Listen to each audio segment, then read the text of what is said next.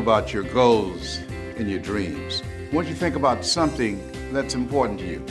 Maybe it's a personal goal. I know in my own personal experience, my goal was to be able to buy my mother a home. I'm adopted. And so I wanted to be able to do something special for my adopted mother.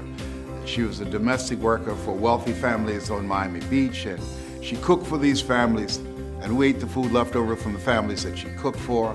And she kept the children, and we wore the hand-me-down clothes of the children that she kept. And you could imagine as a kid, I used to say, "Mama," on the way home on the bus from Miami Beach back to Liberty City and Overtown.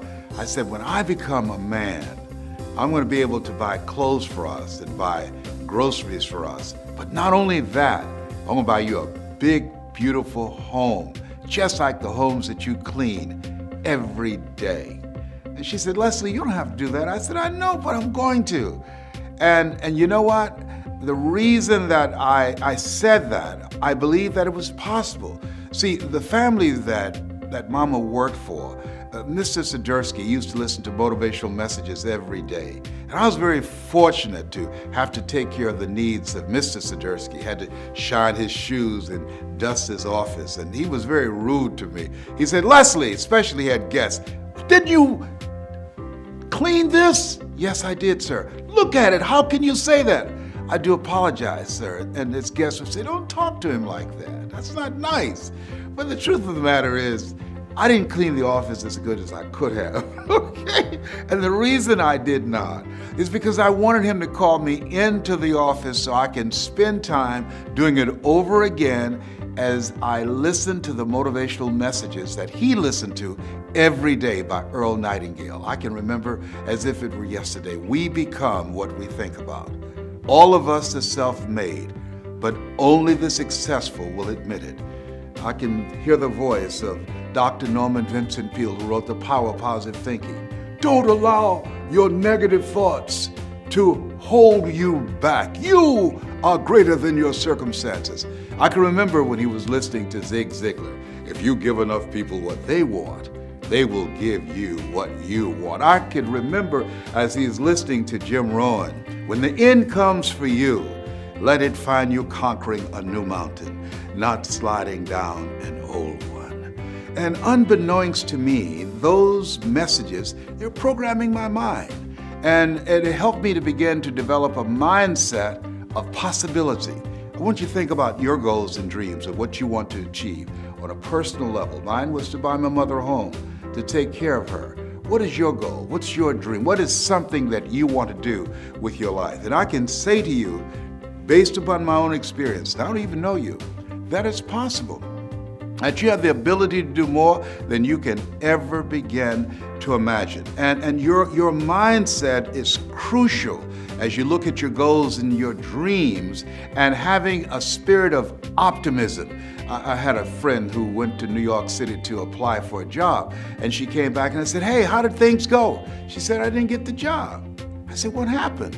She said, "They turned me down, but I didn't think I was going to get it anyhow." And I thought after I left her presence, well, why did she go in the first place? You know, she went there with a mindset that she was not going to get the job. I believe that we have an energy and a spirit about us that people telegraph that. But I believe that had she gone there, there's no guarantee that, hey, with a sense of expectation, I'm going to get this job. I think her preparation, her attitude, and her behavior and her energy would have been totally different. I'm reminded of two little boys who were in Philadelphia and they were playing on some ice and they got out too far and one fell through the ice and he was thrashing, trying to get out. And obviously his friend looked at him and panicked and he couldn't reach him, he couldn't pull him out. And so he saw him going under the ice and it was very hard and he couldn't break through. And so this little frail fellow ran, he saw a tree in the distance and he scrambled up this tree and he broke off a big branch and came back and savagely began to beat the ice and he broke it. And miraculously, he saved his friend. And when the paramedics came, people were looking at him, he had a blanket around him, this little puny dude, around 12 years old. And people started asking the question as they looked at him and they looked at the branch, how could this little small fellow break this branch off and beat this ice and break it? save his friend. How could he have done that, as small as he was? And as they were scratching their heads, a gentleman who was there said, I can tell you how he did it. And everybody said, how?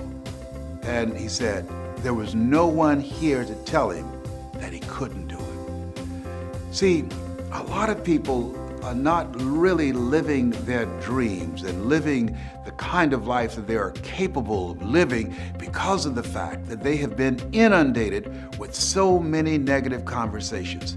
Have you ever had a goal and dream of something you wanted to achieve and you shared it with people that you love and thought they would be excited for you, and they said to you, you can't do that?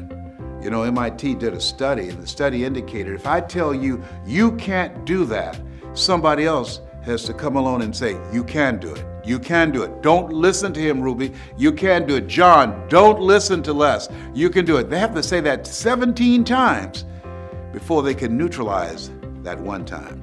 That's why my favorite book says faith comes by hearing and hearing and hearing. And so by listening to those motivational messages, every day when my mother went to do domestic work on Miami Beach, it began to give me a sense of optimism, of the possibilities of the kind of life that I can live. And I'm saying to you, as you listen on a regular basis, as you begin to program your mind deliberately, the reason that most people don't achieve their goals is because they are thinking like everybody else. 16 revolutionary words. Be ye not conformed to this world. Be ye transformed by the renewing of your mind. That's an ongoing process. What are your goals? What are your dreams? Earl Nightingale was right. You don't get in life what you want, you get in life what you are. And so you want to take the time every day to listen to things that can help to program your mind positively, because at the end of the day, if you don't program your mind, it's going to be programmed. Trust me. It's going to be bombarded with all kind of head trash, commercials. I was at a service station pumping gas and a commercial came up. I mean, you get on the elevator and commercials are there. You look at billboards, there are messages that's coming in, over 5,000, 10,000 messages on a regular basis. And so as you look at your goals and dreams, it's very important that you are intentional about controlling what goes on in your mind, because everything gets in through the eyes and through the ears. So, what do you want? What do you want for yourself? What I'm doing right now, I didn't do it for 14 years. You know why? Because I was suffering from possibility blindness. Have you thought about doing something and you looked at what you wanted to do and your heart said, I could do that. And then your mind asks, how? And then you start thinking, well, I can't do that. I don't have a college education. I can't do that. I don't have an MBA or a PhD. I can't do that. I've never worked for a major corporation. Why would corporations reach over people with PhDs and MBAs and years of experience and pay me to come in to do something I've never done? I thought about doing this for years, and I talked myself out of it. There's an African proverb that says, if there's no enemy within, the enemy outside can do us no harm. Shakespeare says, therefore, dear Brutus, it's not in our stars, but in ourselves that we are underlings. And so as you look at yourself and look at your goals and look at your dreams, I'm saying to you that it's possible. Because if anybody at any point in time had a goal, had a dream of what they wanted to achieve, and they made it happen, then it's possible that you can do it too. But you've got to be intentional about programming your mind. So here's some things that's very important. I want you to hold in mind what it is you want to do in your personal life. What is it that you'd like to do? Maybe you want to do something for someone you care about. That was the goal and dream that I had. And I purchased 4 different homes for my mother. And I want you to think about your financial goal. You know, people say money won't make you happy, but everybody want to find out for themselves. I have a friend named Rita Davenport, and Rita said, money can't make you happy, but it's right up there with oxygen. And I agree with that 100%. So as you look at your goals and dreams, I want you to think about your financial freedom number. What does that look like? That once you achieve that, it will alleviate a lot of stress. Once you achieve that you have more time for yourself and for your family. You can go on that dream vacation you have been thinking about, or buy that dream car or home that you desire. Once you earn that amount of money, it would be like becoming debt-free. I want you to think about your financial freedom number. And then once you come up with that number, and I want you to write it down, as you come up with that number, I want you to multiply it 100 times. Yes, 100 times. Read my lips, 100 times. Why?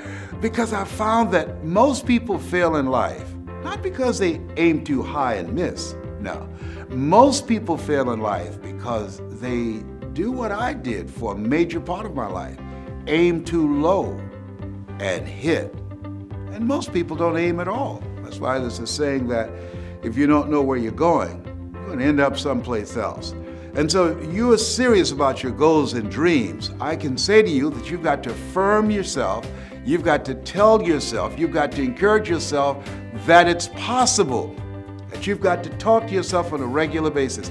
I'd never forget, I had to speak in the Georgia Dome for a friend of mine, Dexter Yeager. And Dexter Yeager is a multi-millionaire. He makes over $1 million every 17 hours in this organization that I spoke for. And he invited me to be his guest speaker, the headliner, before 80,000 people in the Georgia Dome. I panic.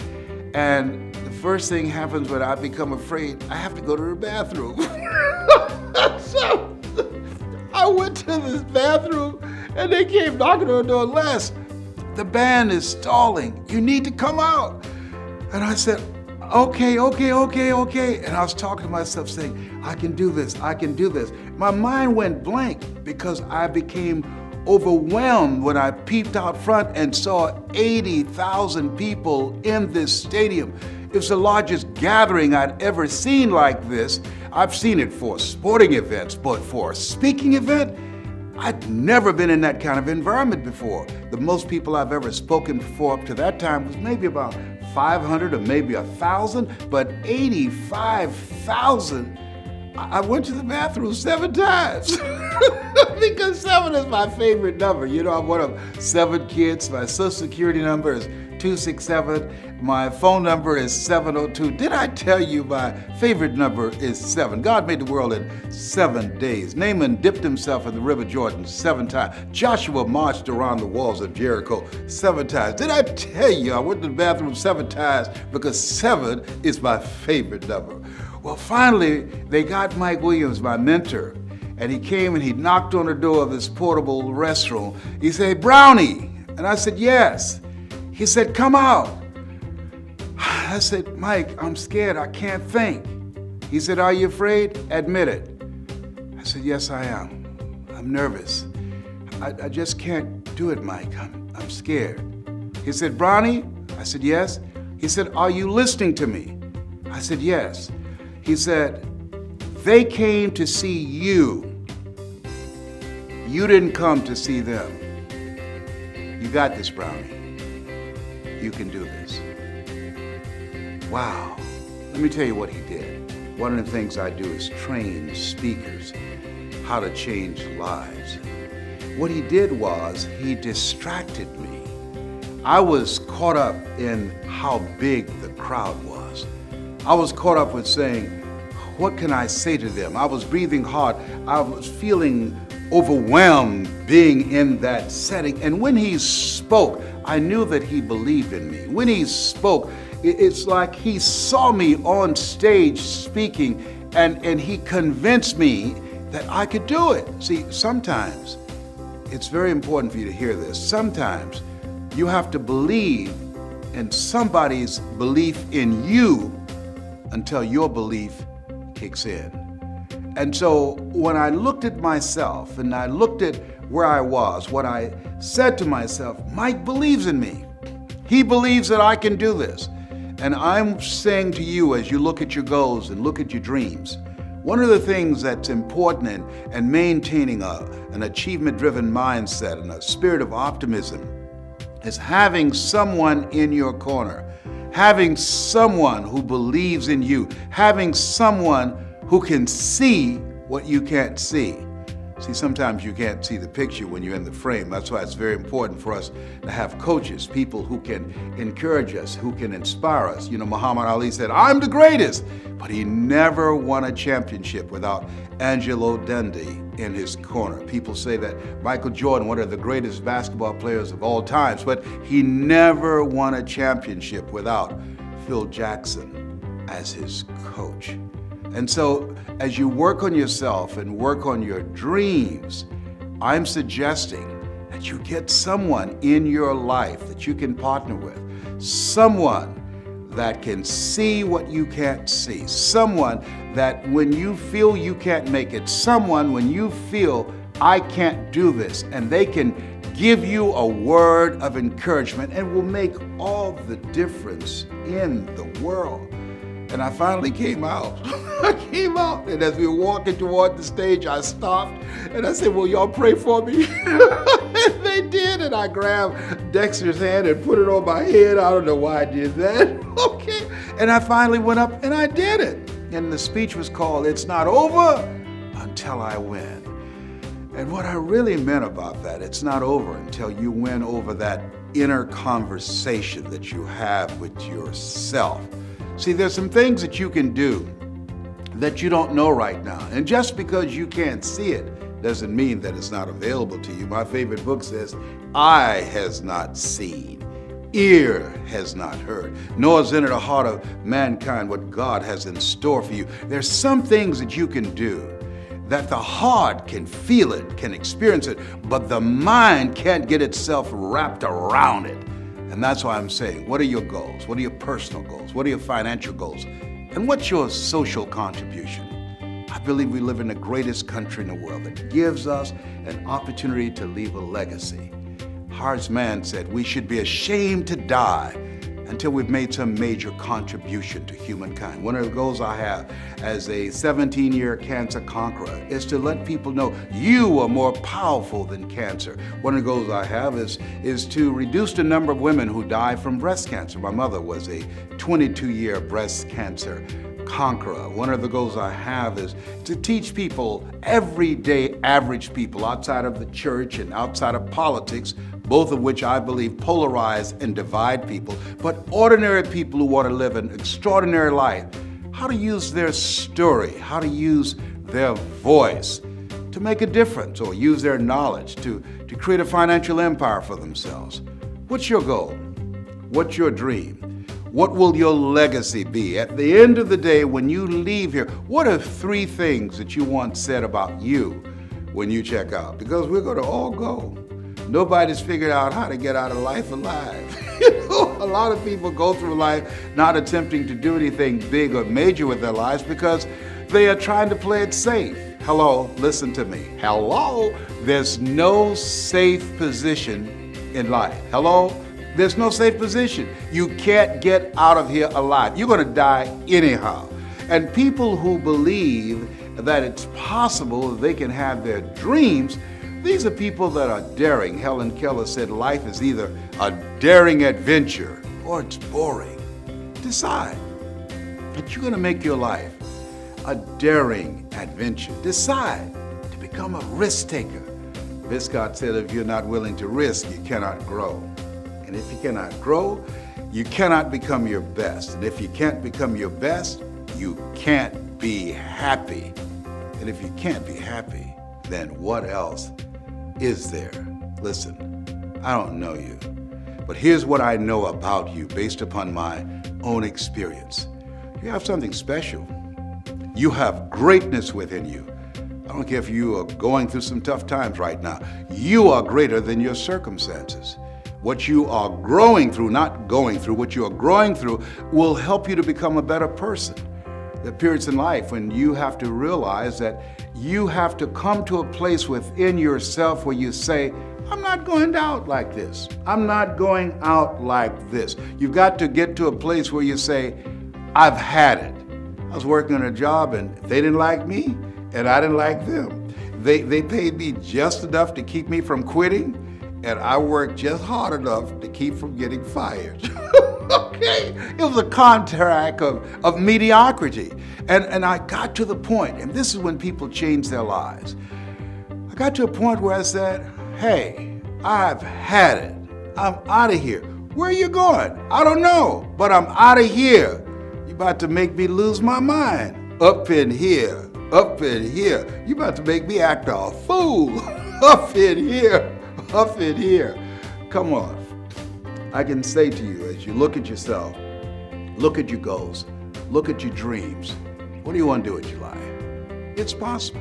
If anybody at any point in time in history had a goal, had a dream, and made it happen, then it's possible that you can have your goal. It's possible that you can have your dream. And as you look at yourself, work on yourself every day. Well, Les, what about those negative thoughts?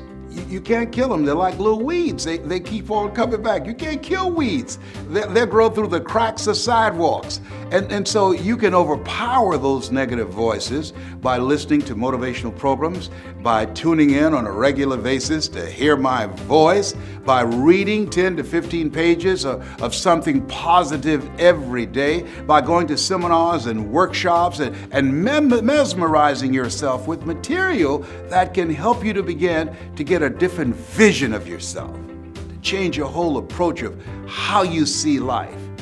And it will help you to get to that next level. It'll help you to get unstuck. And how does that happen, Les? It's a process. I wish I could just tell you, all you have to do is just think positive and be enthusiastic and everything is going to work out all right. No. You can have a positive mental attitude and life will put some knots on your head. You know, Forrest Gump said, life is like a box of chocolates. You never know what you're going to get. When you have goals and dreams, think it not strange that you'll face the fiery furnaces of this world. You will, not you might, you will have tribulations. But in the midst of it all, you've got to believe it's possible. It's possible. A friend of mine, he was facing a life-threatening disease, Dennis, and he felt it was possible, even though his body was racked with pain, even though he was diagnosed with cancer at 18, even though the doctors called his family in and said he's not going to make it. He held on because he believed it was possible, that he was not just a statistic. It was possible that if he had the faith, if he had the drive, if he had the determination, he could come through this. He said to himself, this too shall pass. And so, it's possible. You can live your dreams, and you have to work at that. It's a moment-to-moment effort that you have to work to train your mind to serve you. You know, the Temptations had a song years ago, Just by Imagination, running away with me. In the absence of information, our imagination will run away with us, tell us that we can't do things. We begin to panic and we make decisions based upon our fears as opposed to our faith. You know, Zig Ziglar said that fear is false evidence appearing real. Faith is finding answers in the heart. Where your heart is, there your treasure is also. What do you love? What turns you on? What do you really want in your life, for your life? How do you want to show up in the world? How do you want to use this gift called life? It's been said that life is God's gift to us, and how we live our lives is our gift to God. Whatever your goals are, your personal goal, your financial goal, or this social contribution, your legacy, your mark, what you think about it. And here's what I know, that it's possible. Here's what I know, that if you think about it, what you think about, you bring about. If you're willing to put in the work, it's possible. If you continue to encourage yourself, continue to fall forward. I've got a saying, when life knocks you down, try and land on your back, because if you can look up, you can get up. You have something special. You have greatness within you. your dream is possible. That's my story, and I'm sticking to it.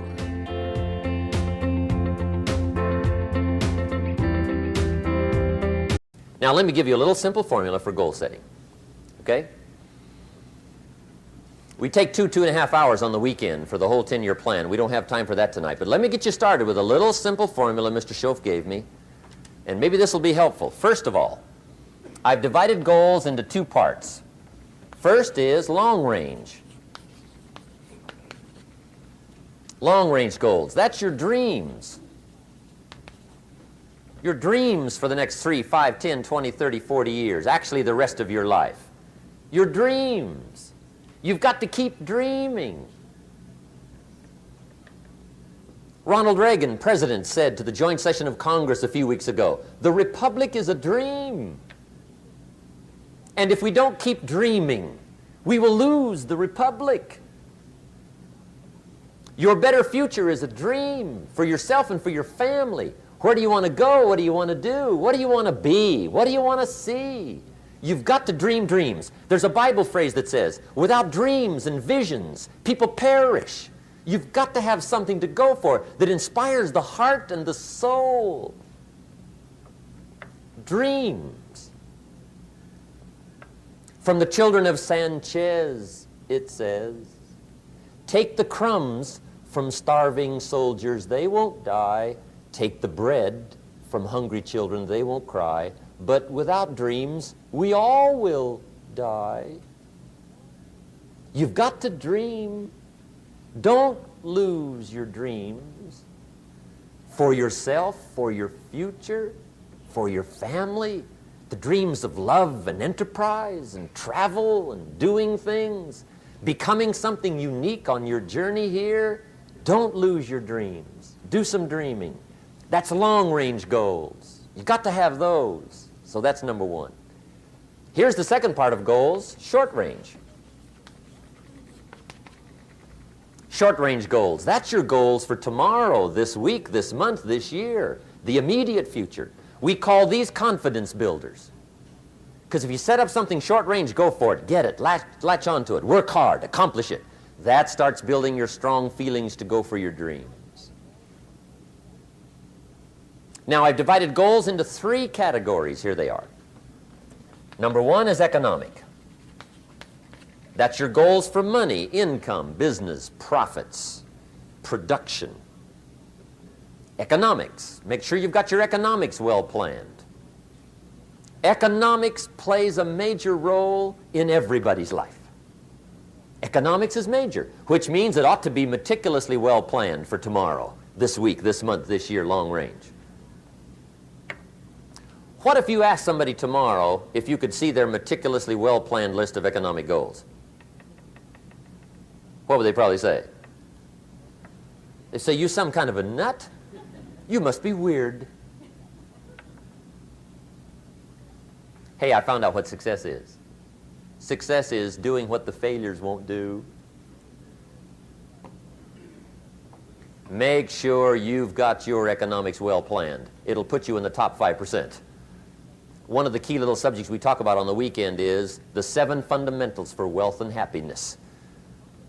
And that's one of them, well-planned economics. It's a fundamental if you want to do well. Join the top 5%. Anybody in this room can join the top 5%, if you will.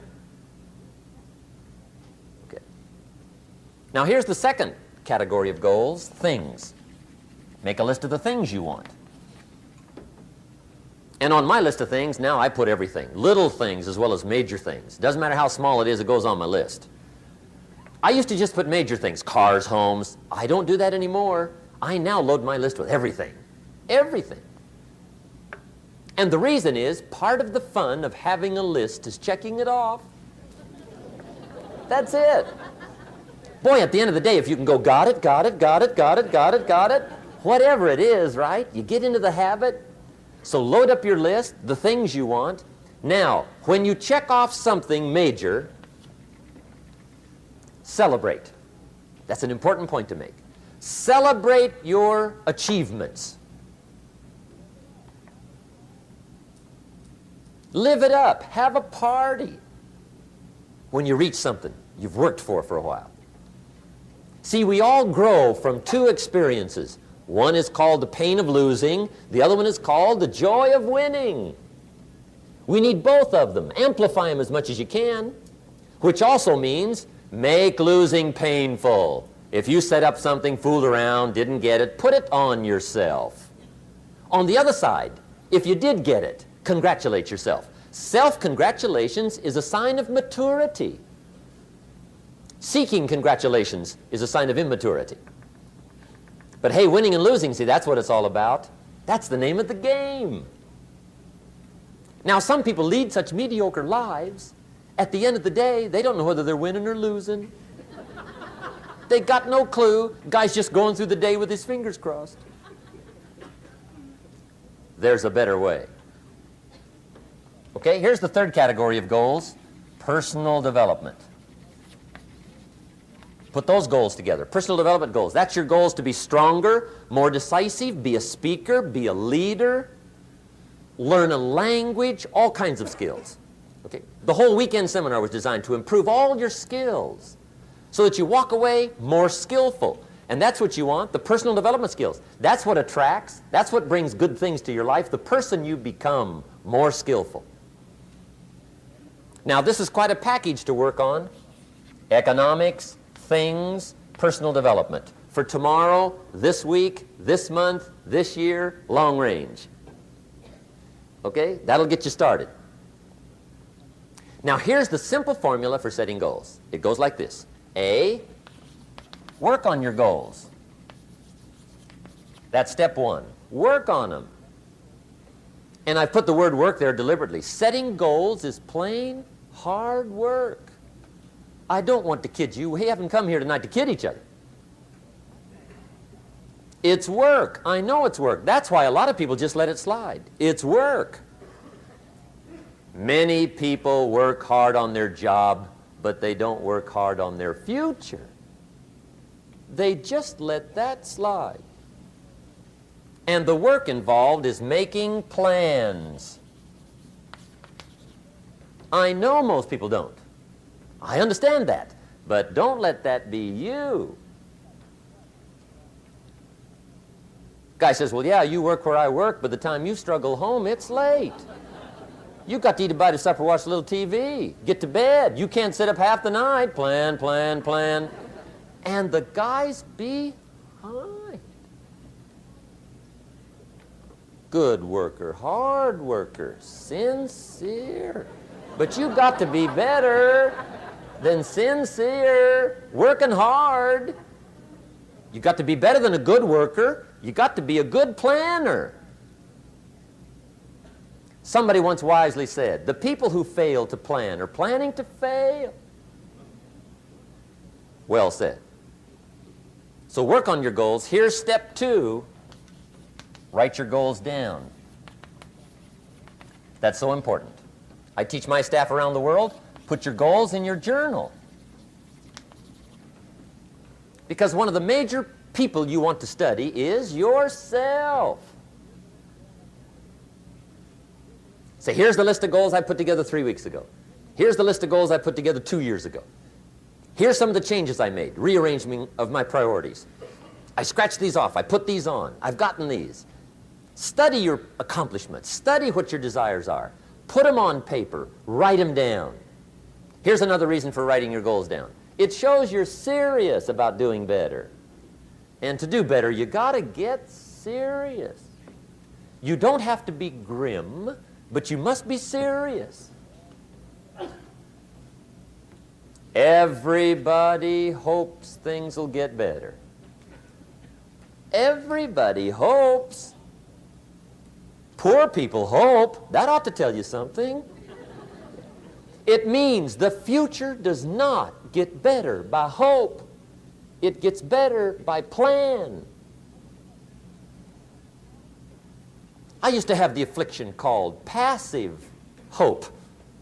It's an affliction. It's bad. Probably what's even worse than that is happy hope. Now that is really bad. That's bad. Happy hope. The guy's 50 and he's broke and he's still smiling. See, that's not good. So get serious about your goals. Put them on paper. Write them down. There's all kinds. His goals, her goals, their goals. Business goals, financial independence goals, family goals. I mean, there's so many things to work on this that if you don't get busy and work on it, sure enough, the time will pass. And sure enough, 5 years from now, you'll wind up where you don't want to be, wearing what you don't want to wear, driving what you don't want to drive, being what you don't want to be. Now's the time to fix it. Now, here's the third step to your goals. Check the size of your goals and the kinds of goals. How big they are, what kind they are, affects you. And here's one of the important phrases of the evening. Your goals are affecting you, whatever they are. Your goals affect your handshake. Your goals affect your attitude, personality. Your goals affect the way you walk, the way you talk, the way you dress. All day long, we're being affected by our goals. Now, some people have goals, but they have such lousy goals. The effect is bad. I asked a guy one time, what are your goals for this month? The guy said, look, if I could just scrape up enough money to pay these lousy bills. That was his goal. I'm not saying it isn't a goal. It's a goal, but it's such a lousy goal, the effect is bad. You don't jump out of bed on Monday morning and say, oh boy, another chance to go out and scrape up the money to pay my lousy bills. See, you don't do that. Usually you say, oh, not another Monday.